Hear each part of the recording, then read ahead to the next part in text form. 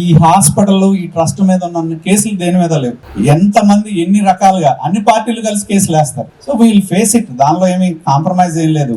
పోరాటానికి కాంప్రమైజ్ లేదు, మాకు రాజీ లేని ధోరణి. ఎందుకంటే ఒక సంకల్పంతో అడుగులు వేసినప్పుడు రకరకాల పార్టీల వాళ్ళు రకరకాల కలిసి ఎన్ని కేసులు వేసినా కూడా వాటన్నిటిని ఎదుర్కొనే ఈ హాస్పిటల్ బ్రహ్మాండంగా నిర్మాణం చేశాం. దానిలో we are very thankful to each and everybody who supported అస్.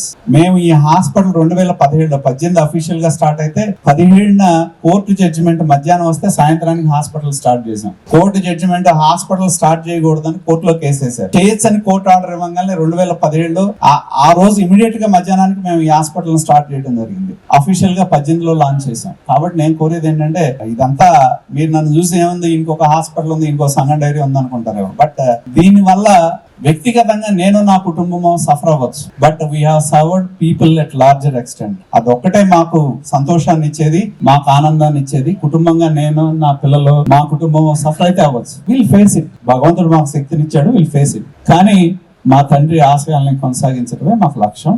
దానికోసం నిరంతరం మేము పాటుపడతాం, నిరంతరం పనిచేస్తాం. మీ అందరికి కూడా పేరు పేరున హృదయపూర్వకమైన కృతజ్ఞతలు. Thank you one and all.